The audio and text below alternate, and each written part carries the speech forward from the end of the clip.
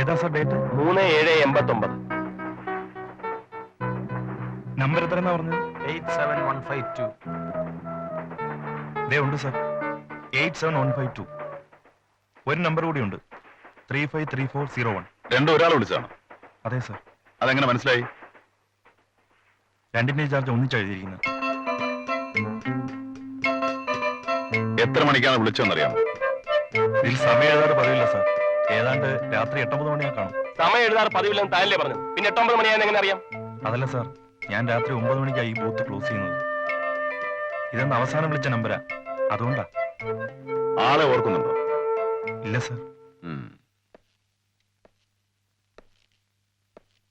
ചാക്കോ,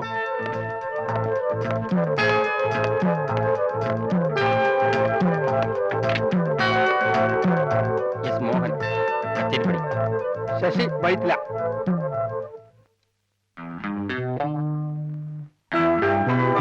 രാജു എഴുന്നേറ്റു.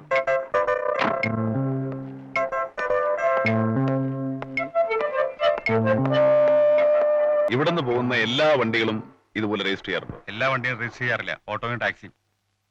എന്തൊക്കെ പർട്ടിക്കുലേഴ്സാ ഇതുപോലെ എഴുതി വെക്കാറ്? അറിഞ്ഞിട്ട് എന്ത് വേണം?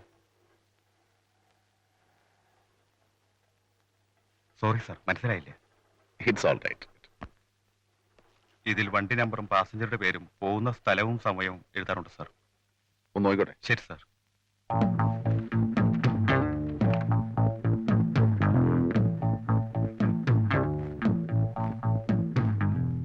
ഹോട്ടൽ പ്രസിഡന്റ്, പക്ഷേ ഇത് ഉച്ചയ്ക്ക് 1:30.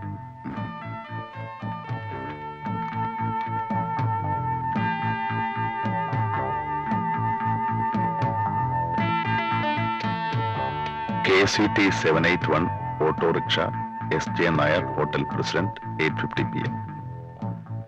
ഈ ഓട്ടോ ഡ്രൈവറെ കണ്ടുപിടിക്കാൻ എന്താ വഴി? 10,000 ഓട്ടോറിക്ഷ ഉള്ളതാ, പെട്ടെന്ന് എങ്ങനെയാ? പോട്ടെ, താങ്ക് യു.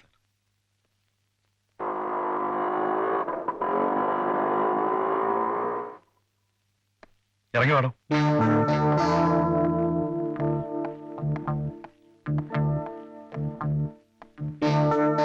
താനാണോ KCT 781 driver? അതെ സാർ. എന്താ പേര്? മിനിമോൾ. മിനിമോൾ എന്നാണോ നിങ്ങളുടെ പേര്? അല്ല, അത് ഓട്ടോറിക്ഷയുടെ പേരാണ്. നിങ്ങളുടെ പേരെന്താ? Madhavan. Shall I take him? Yes sir.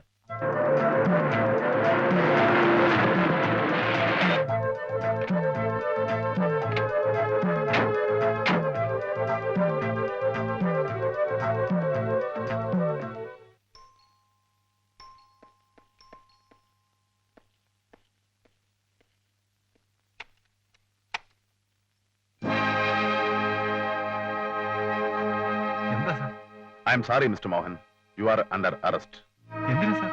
അശ്വതിയെ അവസാനമായി കണ്ടതും സംസാരിച്ചതും നിങ്ങളാണ്. അശ്വതിയുടെ മരണം കൊലപാതകമാണെന്ന് തെളിഞ്ഞു കഴിഞ്ഞു. അതിന് കാരണക്കാരൻ നിങ്ങളാണ്. അതിനുള്ള തെളിവുകൾ ഞങ്ങളുടെ പക്കലുണ്ട്. എന്ത് തെളിവാണ് സാർ? അതൊക്കെ വിശദമായിട്ട് പറയാം. Please come with us. Please.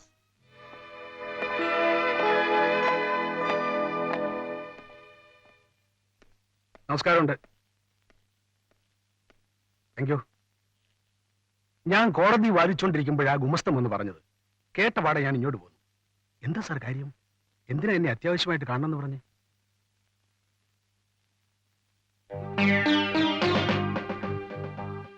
Mohan, എന്തു പറ്റി? നീ എന്താ ഇവിടെ? മിസ്റ്റർ ജനാർദ്ദനൻ നായർ, അശ്വതിയുടെ മരണം കൊലപാതകമാണെന്ന് തെളിഞ്ഞിട്ടുണ്ട്. മോഹൻ അതിൽ പങ്കുണ്ടെന്നുള്ളതിന് ഞങ്ങളുടെ പക്കൽ തെളിവുകളുമുണ്ട്. What nonsense you are speaking mister Iyer. എന്റെ മകൻ അശ്വതിയെ കൊന്നിട്ടുണ്ടെന്നോ അതിനുള്ള തെളിവുകൾ നിങ്ങൾക്ക് കിട്ടിയിട്ടുണ്ടെന്നോ? Yes, I'm telling the sense mister Nair. Ashwathi അവസാനമായി കണ്ടതും സംസാരിച്ചതും മോഹനാണ്. അതിന് മോഹൻ അശ്വതിയെ കാണാൻ വന്നു എന്നുള്ളതിന് തെളിവുകളുണ്ട്. 9 മണിക്ക് മോഹൻ തിരിച്ചുപോയി എന്നുള്ളത് മോഹന്റെ മൊഴിയാണ്. അതിന് സാക്ഷികളില്ല. 9:30 അശ്വതിയുടെ മരണം നടക്കുന്നു. 9-നും 9:30 ഇടയ്ക്ക് മറ്റാരും അശ്വതിയെ കണ്ടതായി തെളിവുകളില്ല. അപ്പോൾ 9 മണിക്ക് പോയി എന്ന മോഹന്റെ മൊഴി വിശ്വസിക്കാൻ ബുദ്ധിമുട്ടാണ്. കൂടാതെ 9 മണിക്ക് മുൻപ് റെയിൽവേ സ്റ്റേഷനിൽ നിന്ന് ഒരാൾ ഹോട്ടൽ പ്രസിഡന്റിലേക്ക് വിളിച്ച് അശ്വതി ഉണ്ടോ എന്ന് ചോദിച്ചു. ഉണ്ടെന്ന് പറഞ്ഞപ്പോൾ ഫോൺ ഡിസ്കണക്ട് ചെയ്തു. അയാളുടെ ഉദ്ദേശം അശ്വതി ഹോട്ടലിൽ ഉണ്ടോ എന്നറിയണം, അത്രമാത്രം. 353401 നിങ്ങളുടെ വീട്ടിലെ നമ്പറല്ലേ? അതെ. തുടർന്ന് അയാൾ ആ നമ്പറിലും വിളിച്ചിരുന്നു. ആരാണ് അറ്റൻഡ് ചെയ്യുന്നറിയില്ല. നിങ്ങളുമായും അശ്വതിയുമായും ബന്ധമുള്ള ഒരാളാണ് ഈ 2 കോളും ചെയ്തിരിക്കുന്നത്. ഒരു സഹായം ഇല്ലാതെ ഒരാൾക്ക് ഒറ്റയ്ക്ക് അശ്വതിയെ കൊന്നു കെട്ടിത്തൂക്കാനാവില്ല. വിളിച്ചയാൾ മോഹനെ സഹായിക്കാനെത്തിയ സുഹൃത്തോ അല്ലെങ്കിൽ സഹായിക്കാൻ വാടകയ്ക്കെടുത്ത ആളോ ആയിരിക്കുമെന്ന് ഞങ്ങൾ വിശ്വസിക്കുന്നു. ആ സമയത്ത് താൻ വീട്ടിലില്ലെങ്കിൽ അശ്വതിയുടെ മുറിയിൽ ഉണ്ടാവുമെന്ന് മോഹൻ മുൻകൂട്ടി അയാളോട് പറഞ്ഞു കാണും. ഞാൻ അശ്വതിയുടെ മുറിയിൽ ഉണ്ടായിരുന്നപ്പോ ഫോൺ വന്ന കാര്യം ഞാൻ സമ്മതിച്ചല്ലോ. ഞാൻ വാടകയ്ക്കെടുത്ത ആളാണ് ഫോൺ ചെയ്തതെങ്കിൽ ഞാൻ എന്തിനു സമ്മതിക്കണം? അനിയന് തെറ്റിപ്പോയി. റെയിൽവേ സ്റ്റേഷനിൽ നിന്ന് കോൾ വന്ന കാര്യം ഹോട്ടലിലെ ഓപ്പറേറ്ററാ ഞങ്ങളോട് പറഞ്ഞത്. അത് ചോദിച്ചപ്പോ മറ്റു മാർഗങ്ങളൊന്നുമില്ലാതെ നിങ്ങൾക്കത് സമ്മതിക്കേണ്ടി വന്നു അല്ലേ? കൂടാതെ അശ്വതിയെ തൂക്കാൻ ഉപയോഗിച്ചു എന്ന് കരുതപ്പെടുന്ന സ്റ്റൂളിൽ നിന്നുകൊണ്ട് സീലിംഗിലെ ഹൂക്കിൽ സാരി ഒരുക്കാൻ 6 അടിയിൽ കൂടുതൽ പൊക്കമുള്ള ഒരാൾക്കേ കഴിയൂ. മോഹൻ 6 അടിയിൽ കൂടുതൽ പൊക്കമുണ്ട്.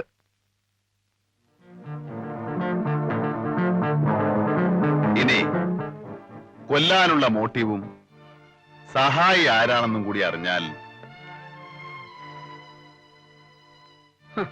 കിട്ടുന്ന കേസൊക്കെ കൊലപാതകമാക്കാനുള്ള ആക്രാന്തത്തില് കെട്ടിച്ചമച്ച ഈ കീറാമാറാപ്പ് ആര് വിശ്വസിക്കും മിസ്റ്റർ?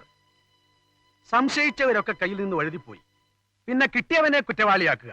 കൊള്ളാം, നന്നായിരിക്കുന്നു. ഇതാണോ CBIയുടെ രീതി? I will sue you for this. മാനനഷ്ടത്തിന് നിങ്ങൾ സമാധാനം പറയേണ്ടി വരും. മുറിയിലിരുന്ന് സംസാരിച്ചത് കൊണ്ടോ 6 അടി പൊക്കമുള്ളത് കൊണ്ടോ ഏതോ ഒരുത്തൻ റെയിൽവേ സ്റ്റേഷനിൽ നിന്ന് ഫോൺ ചെയ്തത് കൊണ്ടോ ഒരാൾ കുറ്റവാളിയാകുമോ എന്ന് എനിക്കൊന്ന് അറിയണം.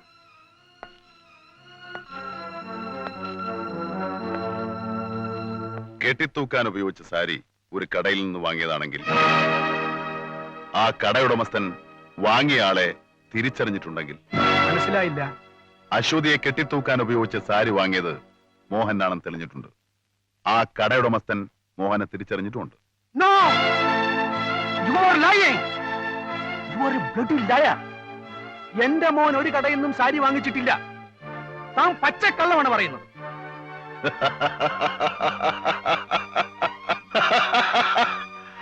വിക്രം സർ, മോഹനല്ല സാരി വാങ്ങിയതെന്ന് എങ്ങനെ മനസ്സിലായി? പറയണം സാർ, നിങ്ങൾക്ക് എങ്ങനെ മനസ്സിലായി? പറയണം മിസ്റ്റർ.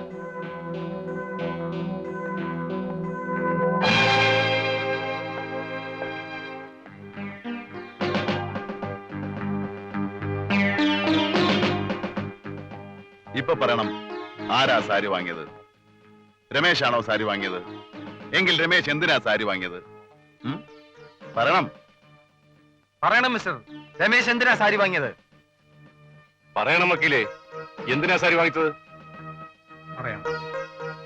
മോഹൻ അശ്വതിയെ വിവാഹം കഴിക്കുന്നതിൽ ഞാനെതിരായിരുന്നു. കാരണം 10-20 വർഷത്തിന് മുമ്പ് അശ്വതിയുടെ അമ്മയും നാടകനടിയുമായ രുക്മിണിയുടെ ഡൈവോഴ്സ് കേസിൽ അവർക്ക് വേണ്ടി ഞാനാണ് അപ്പിയർ ചെയ്തത്.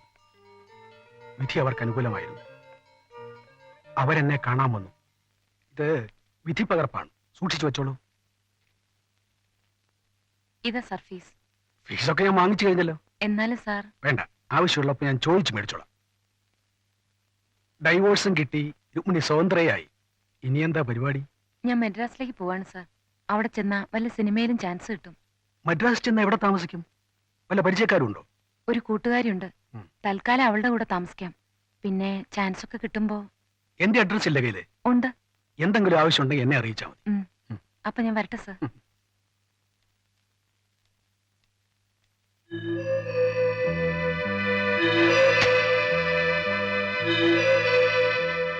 കേസിന്റെ ആവശ്യത്തിനും മറ്റും മദ്രാസിൽ പോകുമ്പോൾ പലപ്പോഴും ഞാൻ രുക്മിണിയുമായി കണ്ടിരുന്നു. ഞങ്ങൾ ഒരുമിച്ച് താമസിച്ചു, ബന്ധപ്പെട്ടു. ഒരിക്കൽ മദ്രാസിൽ ഞാനുള്ള സമയം രുക്മിണി എന്നെ കാണാൻ ഞാൻ താമസിക്കുന്ന ഹോട്ടലിൽ വന്നു. രുക്മിണി പറഞ്ഞത് സത്യമാണോ? അതെ സാർ. ഞാൻ ഇന്നലെ ഒരു ഡോക്ടറെ കണ്ടു. രുക്മിണി, എനിക്ക് പരിചയമുള്ള ഡോക്ടേഴ്സ് ഇവിടെയും ധാരാളമുണ്ട്. നമുക്ക് അബോർഷൻ നടത്താം. വേണ്ട സാർ, ഒരു പ്രശ്നം ഉണ്ടാവില്ലെന്നേ. വേണ്ട. എനിക്ക് ഈ കുഞ്ഞിനെ പ്രസവിക്കണം, അതിനെ വളർത്തണം. അതിന്റെ ആഗ്രഹമാണ് സാർ. സാറിന് ഭാര്യയും കുട്ടിയുള്ള കാര്യം എനിക്കറിയാം. ഒരിക്കലും ഞാൻ സാറിനൊരു ഉപദ്രവമാകില്ല. ഈ കുഞ്ഞിന്റെ അച്ഛൻ ആരാണെന്നുള്ള കാര്യം ഞാൻ ഒഴികെ ഈ ലോകത്ത് മറ്റാരും അറിയില്ല. സാറിന് എന്നെ പൂർണ്ണമായും വിശ്വസിക്കാം.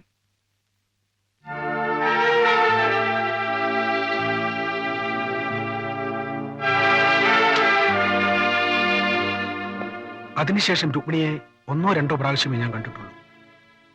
അശ്വതിയെ രുക്മിണി പ്രസവിച്ചു. അവൾ വളർന്ന് ബാലതാരമായി പ്രസിദ്ധ നടിയായി. രുക്മിണി മരിച്ച വിവരം ഞാൻ ഏതോ പേപ്പറിൽ വായിച്ചാണ് അറിഞ്ഞത്.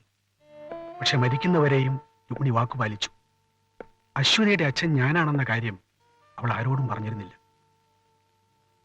എന്റെ മകനും അശ്വതിയും തമ്മിൽ സ്നേഹത്തിലാണെന്ന കാര്യം വളരെ വൈകിയാണ് ഞാൻ അറിഞ്ഞത്. എത്ര ശ്രമിച്ചിട്ടും എനിക്ക് അവനെ അതിൽ നിന്നും പിന്തിരിപ്പിക്കാനായില്ല. മരിക്കുന്നതിന് ഒരാഴ്ച മുമ്പ് മദ്രാസ് ചെന്ന് അശ്വതിയോട് ഞാൻ അഭ്യർത്ഥിച്ചു. അവളും കൂട്ടാക്കിയില്ല. വേണമെങ്കിൽ മോഹനെ പിന്തിരിപ്പിക്കാൻ അവൾ എന്നോട് പറഞ്ഞു.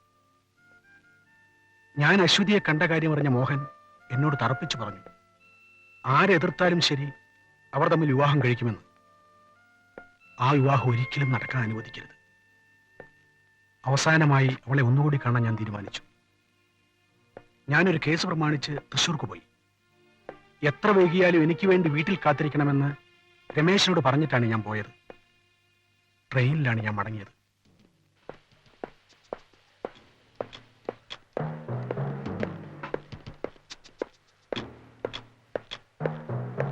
$87152.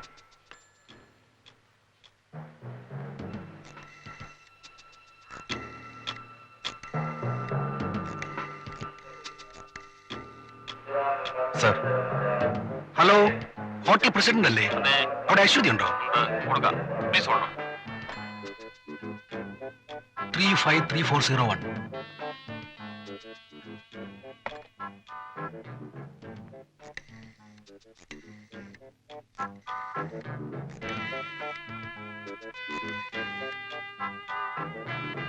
രമേശ് അല്ലേ? ഞാൻ ഹോട്ടൽ പ്രസിഡന്റിലേക്ക് പോവുക. നീ അങ്ങോട്ട് വാ. Quake.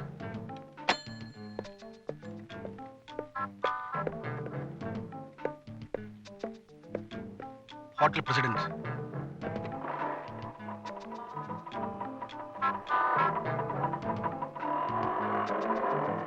George Girinair. Joy BTH. Hotel president. പേര് അഡ്വക്കേറ്റ് SJ നായർ. താനിങ്ങനെ എന്നെ അറിയും? എന്റെ ചേട്ടന്റെ ഒരു കേസ് സാറ് വാദിച്ചിട്ടുണ്ട്.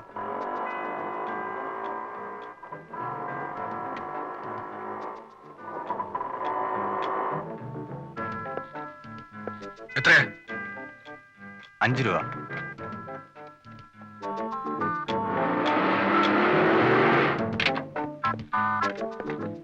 ആ, താൻ എത്തിയോ? എത്തി. വണ്ടി കൊണ്ടുപോയി പാർക്ക് ചെയ്തിട്ട് പോരെ. ശരി. എന്താ കാശ് പോരെ? മതി സർ. പിന്നെ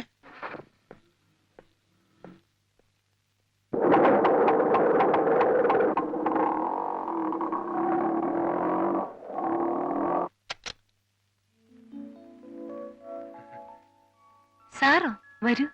താങ്ക് യു. ഇരിക്കൂ. മോഹൻ ഇപ്പൊ പോയതേ ഉള്ളൂ. മോഹൻ എന്ത് പറഞ്ഞു? മെഡ്രാസിൽ മടങ്ങിയെത്തിയാലുടൻ രജിസ്റ്റർ വിവാഹം നടത്താന്ന് പറഞ്ഞിട്ടാ മോഹൻ പോയത്. അശ്വതി എന്ത് തീരുമാനിച്ചു? എന്റെ തീരുമാനം ഞാൻ മെഡ്രാസിൽ വെച്ച് തന്നെ സാറിനോട് പറഞ്ഞതല്ലേ. നീ പിന്മാറില്ല അല്ലേ? മകൻ എന്നെ വിവാഹം ചെയ്യുന്നതിൽ സാറിന് എതിർപ്പുണ്ടെങ്കിൽ ആ കാര്യം മകനോട് പറഞ്ഞാൽ മതി. അല്ലാതെ നീ പിന്മാറില്ല? ഇല്ല.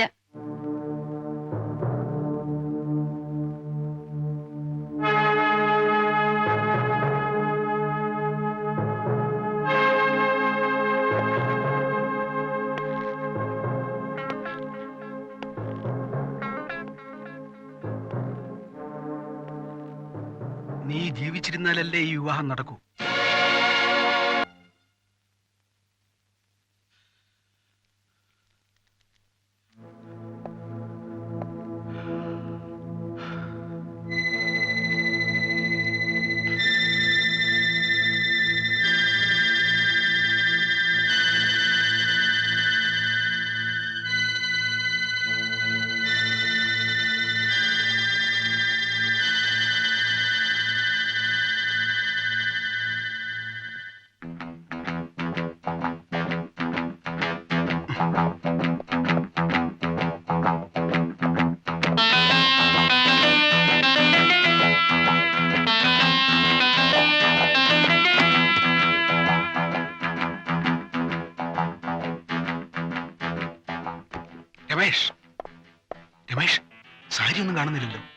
ഉപയോഗിക്കില്ലേ? ഞാൻ വാങ്ങിച്ചോണ്ട് വരാം സാർ. ഈ സമയത്ത് എവിടെ കിട്ടും? ട്രാൻസ്പോർട്ട് സ്റ്റാൻഡിലൊരു കടയുണ്ട്.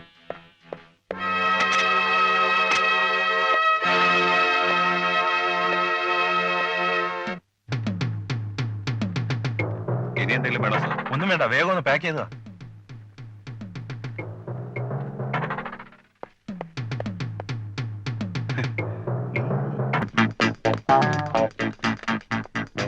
നീ പുറത്തിറങ്ങി പൊടി പൂട്ടിയിട്ട് താക്കോല ജനലിൽ കൂടെ അകത്തേക്ക് ഇടണം. വെട്ടിയെടുത്തോ, വാ.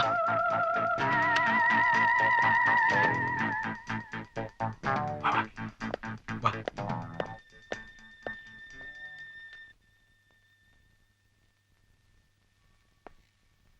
മറ്റൊരു മാർഗവും ഇല്ലാത്തതുകൊണ്ടാണ് ഞാനത് ചെയ്തത്. അശ്വതി നിങ്ങളുടെ മകളാണെന്നുള്ള കാര്യം അശ്വതിയോടോ മോഹനോടോ നിങ്ങൾ എന്തുകൊണ്ട് പറഞ്ഞില്ല? അപമാനം ഭയന്നാണ് ഞാൻ പറയാഞ്ഞത്. സഹോദരൻ സഹോദരിയെ സ്നേഹിച്ച് വിവാഹം കഴിക്കാൻ തീരുമാനിച്ച കാര്യം നാട്ടുകാരറിഞ്ഞാൽ അത് താങ്ങാനുള്ള ധൈര്യം എനിക്കുണ്ടായില്ല. Very sorry mister Mohan. കുറച്ചു നേരത്തേക്കാണെങ്കിൽ കൂടി മോഹനെ കുറ്റവാളിയാക്കിയതിൽ എനിക്ക് ദുഃഖമുണ്ട്. ഓട്ടോ ഡ്രൈവറുടെ മൊഴിയിൽ നിന്നും യാത്രക്കാരൻ വക്കീലാണെന്ന് മനസ്സിലായി. തുണിക്കടക്കാരൻ രമേശിനെ തിരിച്ചറിഞ്ഞതോടുകൂടി തെളിവുകൾ പൂർണ്ണമായെന്ന് ഞങ്ങൾ കരുതി. പക്ഷേ മിസ്റ്റർ രമേശ് ഞങ്ങളുടെ കണക്കുകൂട്ടലുകൾ മുഴുവൻ തെറ്റിച്ചു. വാദിക്കാനോ നിഷേധിക്കാനോ നിൽക്കാതെ രമേശ് കുറ്റം സമ്മതിച്ചു. കൂട്ടത്തിൽ ഗുരുവിനെ രക്ഷിക്കാൻ വത്സല ശിഷ്യൻ താൻ ഒറ്റയ്ക്കാണ് അശ്വതിയെ കൊന്ന് കെട്ടിത്തൂക്കിയതെന്ന് പറഞ്ഞു. ഞങ്ങൾ എത്ര ശ്രമിച്ചിട്ടും രമേശ് തന്റെ സ്റ്റേറ്റ്മെന്റിൽ തന്നെ ഉറച്ചു നിന്നു. He is very sincere to you. ഒരു സഹായം ഇല്ലാതെ ഒരാൾക്ക് ഒറ്റയ്ക്ക് ഈ കൃത്യം ചെയ്യാനാവില്ലെന്ന് ഞങ്ങൾക്ക് ഉറപ്പുണ്ടായിരുന്നു. ഒരുപക്ഷെ സഹായിയെ പിടികിട്ടാതെ ഈ കേസ് കോടതിയിലെത്തിയാൽ ആ കാര്യം കോടതിയിൽ ഉന്നയിച്ച് തന്റെ സീനിയർ തന്നെ രക്ഷിക്കുമെന്ന് രമേശ് വിശ്വസിച്ചു കാണും. അല്ലടോ?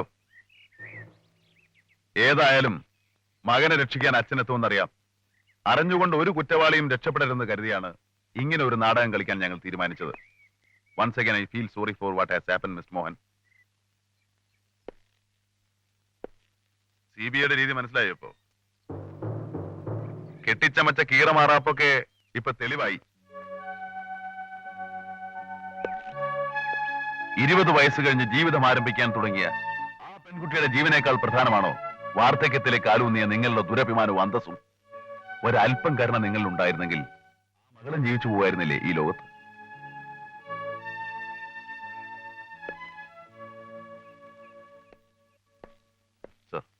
Yes, you can take them. Mister Devdas.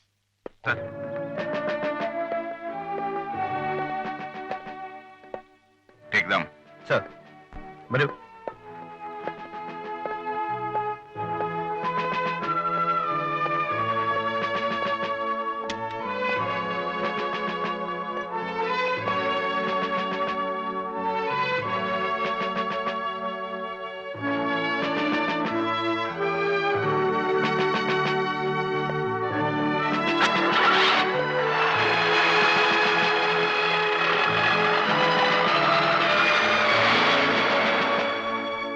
സാറിന് അന്തസ്സായിട്ട് റിട്ടയർ ചെയ്യാം.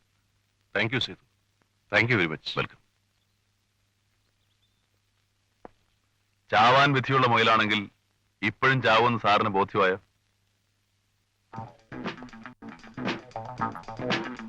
എന്റെ കർത്താവേ, ഇയാളെ വെള്ളം പോലും കിട്ടാത്ത ഒരിടത്തേക്ക് സ്ഥലം മാറ്റിയിരുന്നെങ്കിൽ. എന്താ അവസ്ഥ? അല്ല, ആ പിടികിട്ടാപ്പുള്ളി സുകുമാരക്കുറുപ്പിന്റെ കാര്യം ഇതുവരെ ഒന്നും ആയിട്ടില്ല.